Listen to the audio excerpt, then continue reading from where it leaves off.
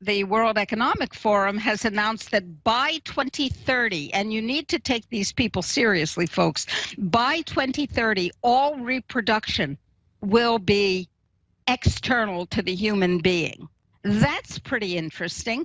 Read the first 3 chapters of Brave New World to find out what the World Economic Forum has in store for you. Brave New World by Aldous Huxley. Narrated by Michael York. Chapter 1. A squat, grey building of only 34 stories. Over the main entrance the words, Central London Hatchery and Conditioning Centre, and in a shield, the World State's motto, Community, Identity, Stability. The enormous room on the ground floor faced towards the north. Cold for all the summer beyond the panes, for all the tropical heat of the room itself. A harsh, thin light glared through the windows, hungrily seeking some draped lay figure, some pallid shape of academic gooseflesh, but finding only the glass and nickel and bleakly shining porcelain of a laboratory. Wintriness responded to wintriness. The overalls of the workers were white, their hands gloved with a pale, corpse-coloured rubber. The light was frozen, dead.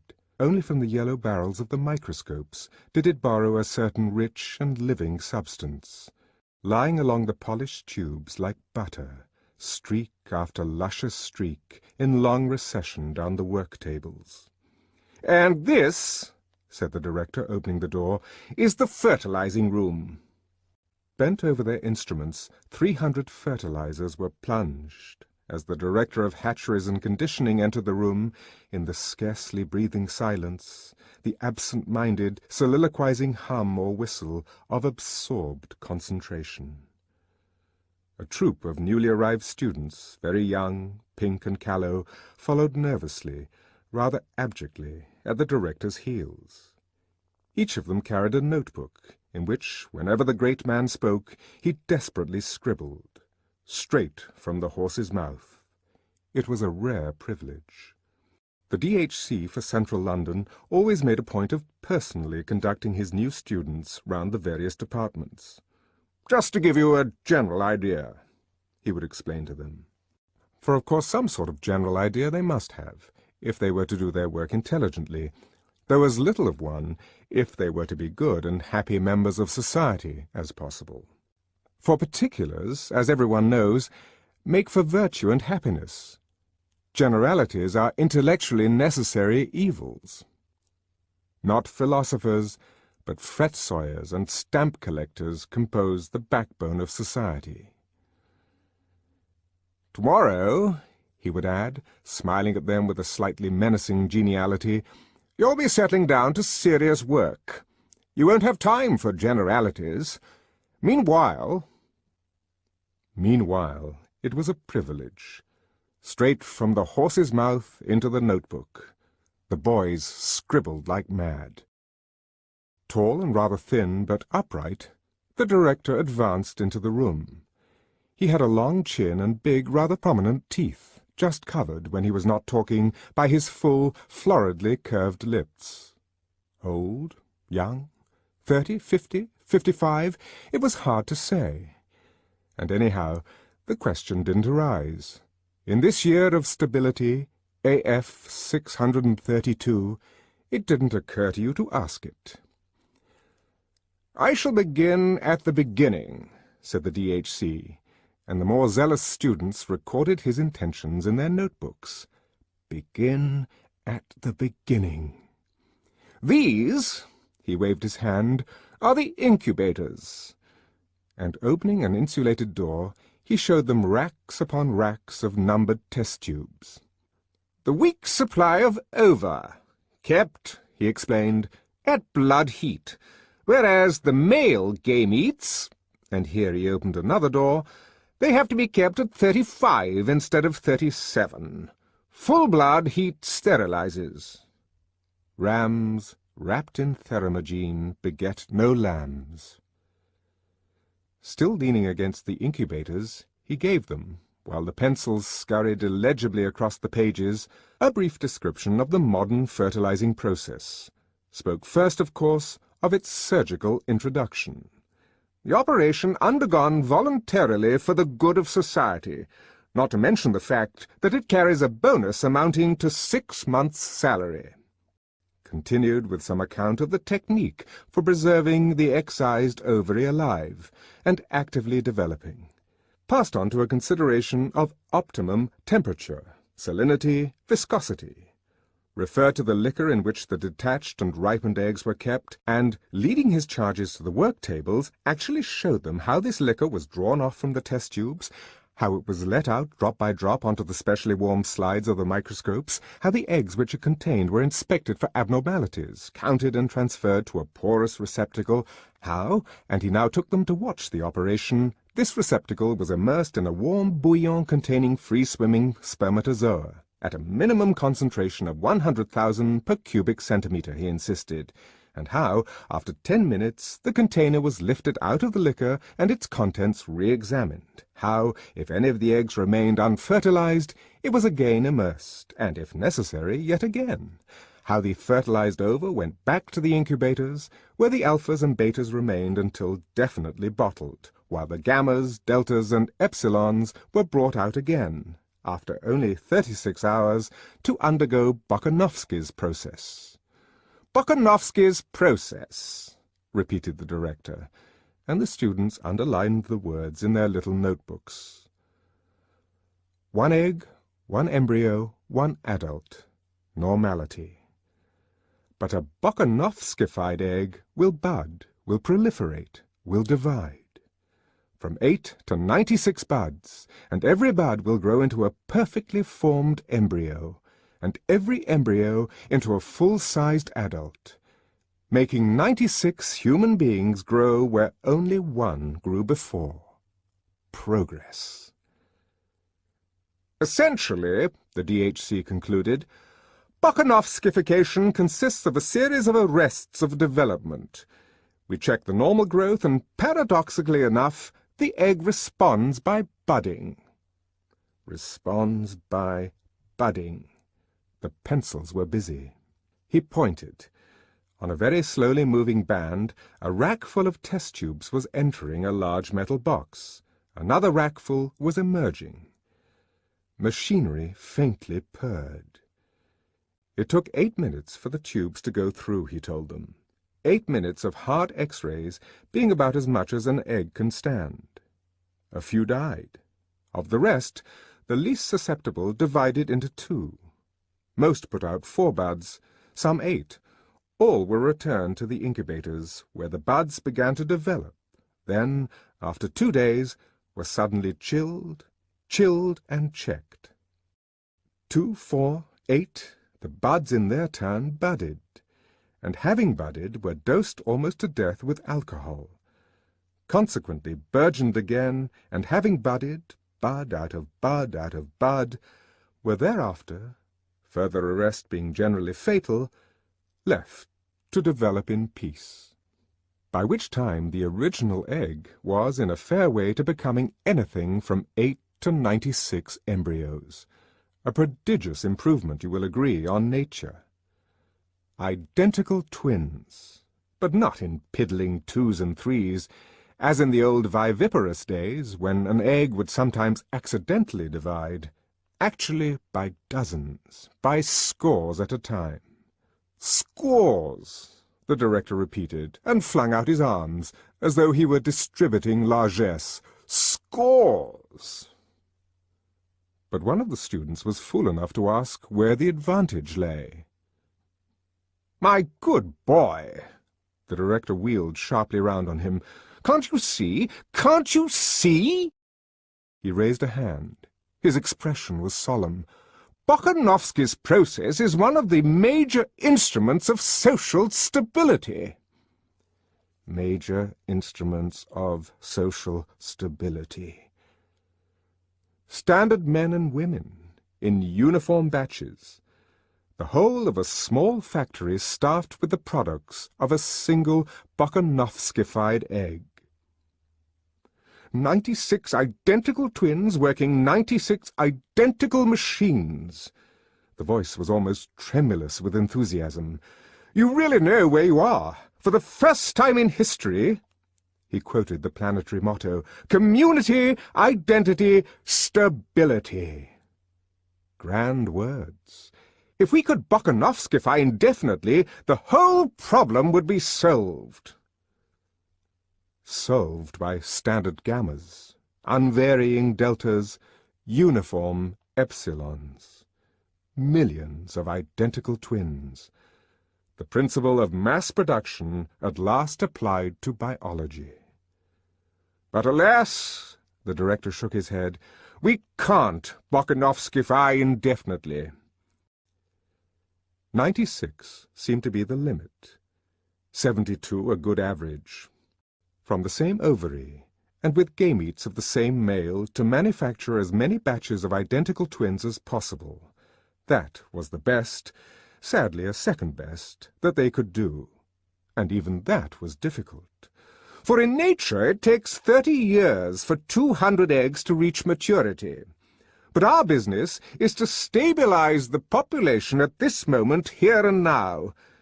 Dribbling out twins over a quarter of a century, what would be the use of that? Obviously, no use at all. But Podsnap's technique had immensely accelerated the process of ripening.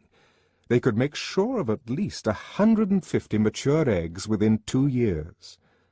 Fertilize and Bokanovskify. In other words, multiply by 72, and you get an average of nearly 11,000 brothers and sisters in 150 batches of identical twins, all within 2 years of the same age. And in exceptional cases, we can make one ovary yield us over 15,000 adult individuals. Beckoning to a fair-haired, ruddy young man who happened to be passing at the moment, "Mr. Foster," he called. The ruddy young man approached. "Can you tell us the record for a single ovary, Mr. Foster?" 16,012 in this centre, Mr. Foster replied without hesitation. He spoke very quickly, had a vivacious blue eye, and took an evident pleasure in quoting figures. 16,012 in 189 batches of identicals. But of course they've done much better, he rattled on, in some of the tropical centres. Singapore has often produced over 16,500, and Mombasa has actually touched the 17,000 mark. But then they have unfair advantages. You should see the way a Negro ovary responds to pituitary. It's quite astonishing when you are used to working with European material. Still, he added with a laugh, but the light of combat was in his eyes, and the lift of his chin was challenging. Still, we mean to beat them if we can. I'm working on a wonderful Delta Minus ovary at this moment, only just 18 months old. Over 12,700 children already, either decanted or in embryo, and still going strong. We'll beat them yet. "That's the spirit I like," cried the director, and clapped Mr. Foster on the shoulder. "Come along with us and give these boys the benefit of your expert knowledge." Mr. Foster smiled modestly. "With pleasure." They went. In the bottling room all was harmonious bustle and ordered activity. Flaps of fresh sow's peritoneum, ready cut to the proper size, came shooting up in little lifts from the organ store in the sub-basement. Whiz, and then click, the lift hatches flew open.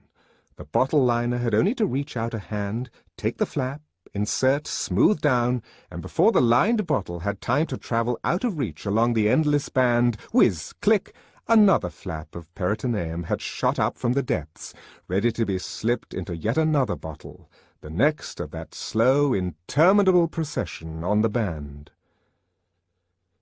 Next to the liners stood the matriculators.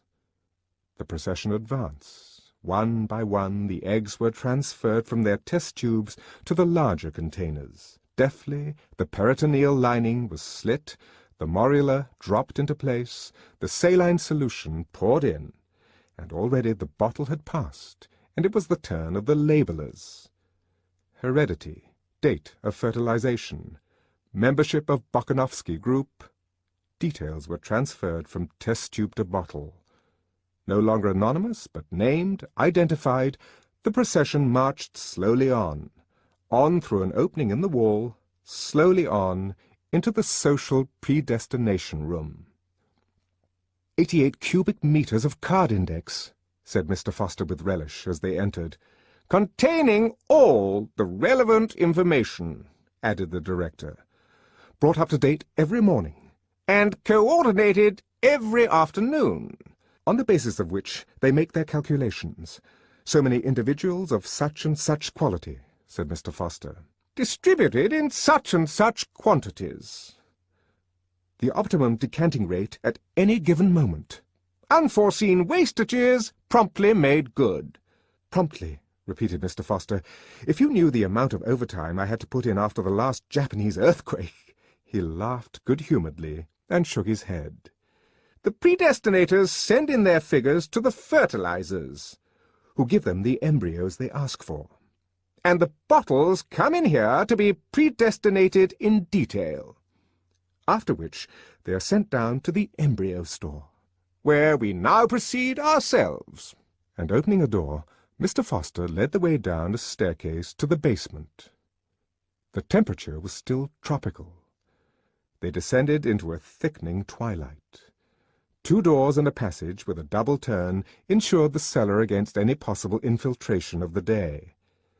Embryos are like photographic film, said Mr. Foster waggishly, as he pushed open the second door. They can only stand red light.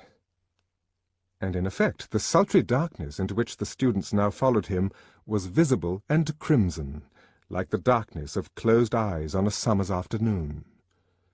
The bulging flanks of row on receding row and tier above tier of bottles glinted with innumerable rubies, and among the rubies moved the dim red spectres of men and women with purple eyes, and all the symptoms of lupus.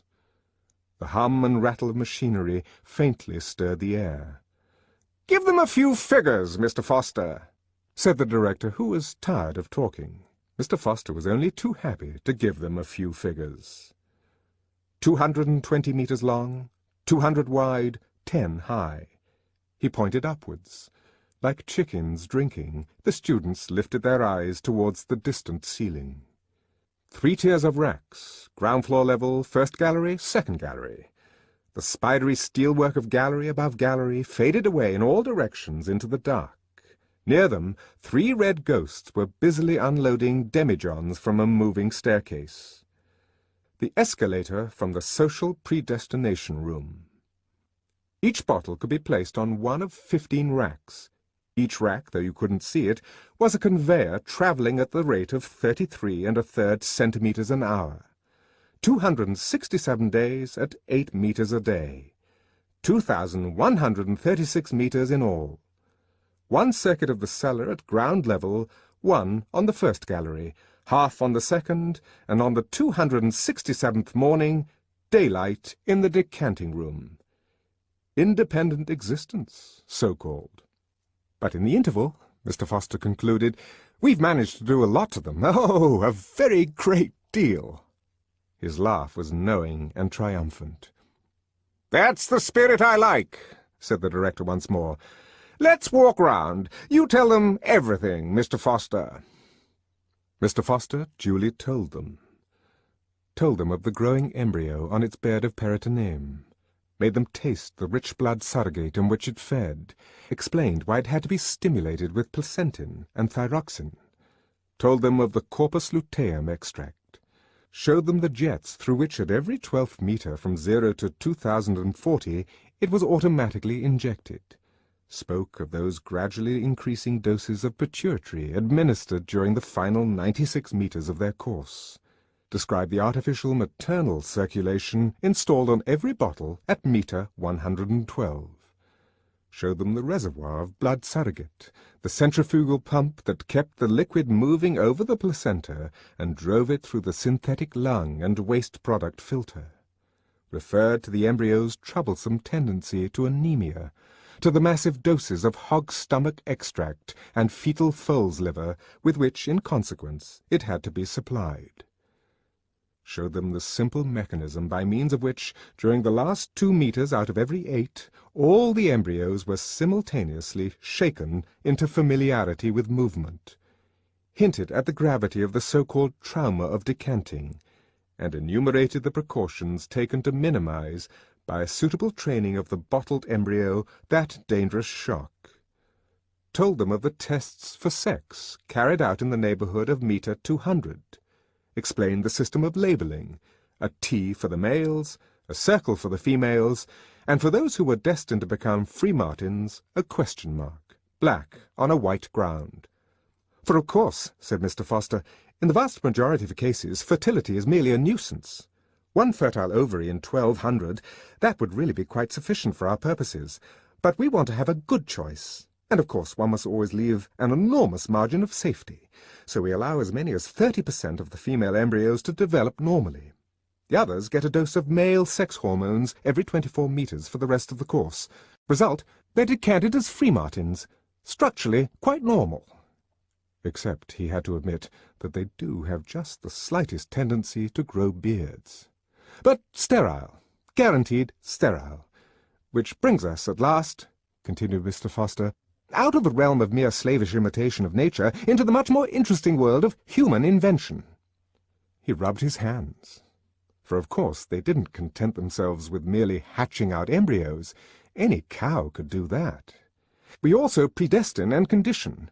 We decant our babies as socialized human beings, as alphas or epsilons, as future sewage workers or future— he was going to say future world controllers, but correcting himself said future directors of hatcheries instead. The DHC acknowledged the compliment with a smile. They were passing meter 320 on rack 11. A young beta-minus mechanic was busy with screwdriver and spanner on the blood surrogate pump of a passing bottle. The hum of the electric motor deepened by fractions of a tone as he turned the nuts. Down, down. A final twist, a glance at the revolution counter, and he was done. He moved 2 paces down the line and began the same process on the next pump. "Reducing the number of revolutions per minute," Mr. Foster explained. "The surrogate goes round slower, therefore passes through the lung at longer intervals, therefore gives the embryo less oxygen. Nothing like oxygen shortage for keeping an embryo below par." And again he rubbed his hands. "But why do you want to keep the embryo below par?" asked an ingenuous student. "Ass!" said the director, breaking a long silence. "Hasn't it occurred to you that an epsilon embryo must have an epsilon environment, as well as an epsilon heredity?" It evidently hadn't occurred to him. He was covered with confusion. "The lower the caste," said Mr. Foster, "the shorter the oxygen." The first organ affected was the brain. After that, the skeleton. At 70% of normal oxygen, you got dwarfs. At less than 70, eyeless monsters, who are no use at all, concluded Mr. Foster. Whereas, his voice became confidential and eager, if they could discover a technique for shortening the period of maturation, what a triumph, what a benefaction to society. Consider the horse. They considered it. Mature at 6, the elephant at 10. While at 13 a man is not yet sexually mature, and is only full-grown at 20. Hence, of course, that fruit of delayed development, the human intelligence. "But in epsilons," said Mr. Foster very justly, "we don't need human intelligence." Didn't need and didn't get it. But though the epsilon mind was mature at 10, the epsilon body was not fit to work till 18. Long years of superfluous and wasted immaturity.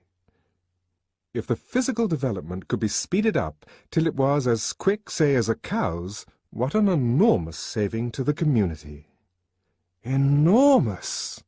murmured the students. Mr. Foster's enthusiasm was infectious. He became rather technical, spoke of the abnormal endocrine coordination which made men grow so slowly, postulated a germinal mutation to account for it, Could the effects of this germinal mutation be undone? Could the individual epsilon embryo be made to revert, by a suitable technique, to the normality of dogs and cows? That was the problem, and it was all but solved. Pilkington at Mombasa had produced individuals who were sexually mature at 4 and full-grown at 6.5. A scientific triumph, but socially useless. 6-year-old men and women were too stupid to do even epsilon work, and the process was an all-or-nothing one. Either you failed to modify at all, or else you modified the whole way. They were still trying to find the ideal compromise between adults of 20 and adults of 6. So far, without success. Mr. Foster sighed and shook his head. Their wanderings through the crimson twilight had brought them to the neighbourhood of metre 170 on Rack 9. From this point onwards, Rack 9 was enclosed, and the bottles performed the remainder of their journey in a kind of tunnel, interrupted here and there by openings 2 or 3 metres wide. "Heat conditioning," said Mr. Foster. Hot tunnels alternated with cool tunnels. Coolness was wedded to discomfort in the form of hard X-rays. By the time they were decanted, the embryos had a horror of cold. They were predestined to emigrate to the tropics, to be miners and acetate silk spinners and steel workers. Later on, their minds would be made to endorse the judgment of their bodies. "We condition them to thrive on heat," concluded Mr. Foster. "Our colleagues upstairs will teach them to love it." "And that," put in the director sententiously, "that is the secret of happiness and virtue, liking what you've got to do. All conditioning aims at that, making people like their unescapable social destiny." In a gap between 2 tunnels, a nurse was delicately probing with a long fine syringe into the gelatinous contents of a passing bottle. The students and their guide stood watching her for a few moments in silence. "Well, Lenina," said Mr. Foster, when at last she withdrew the syringe and straightened herself up. The girl turned with a start. One could see that for all the lupus and the purple eyes, she was uncommonly pretty. "Henry!"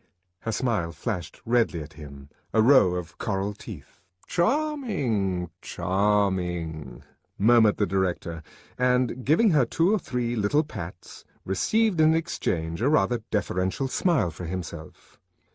"What are you giving them?" asked Mr. Foster, making his tone very professional. "Oh, the usual typhoid and sleeping sickness. Tropical workers start being inoculated at metre 150. Mr. Foster explained to the students. "The embryos still have gills. We immunize the fish against the future man's diseases." Then, turning back to Lenina, 10 to 5 on the roof this afternoon," he said, "as usual." "Charming," said the director once more, and with a final pat moved away after the others. On Rack 10, rows of next generation's chemical workers were being trained in the toleration of lead, caustic soda, tar, chlorine. The first of a batch of 250 embryonic rocket-plane engineers was just passing the 1100-metre mark on Rack 3. A special mechanism kept their containers in constant rotation. "To improve their sense of balance," Mr. Foster explained. "Doing repairs on the outside of a rocket in mid-air is a ticklish job. We slacken off the circulation when they're right way up, so that they're half-starved, and double the flow of surrogate when they're upside down. They learn to associate topsy-turvydom with well-being. In fact, they're only truly happy when they're standing on their heads.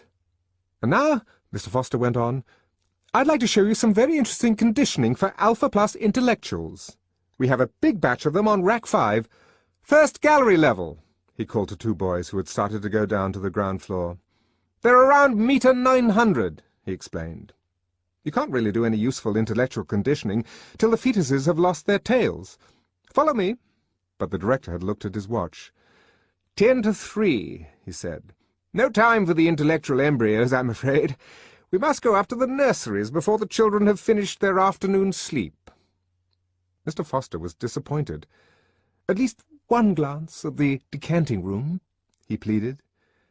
"Very well, then. The director smiled indulgently. "Just one glance."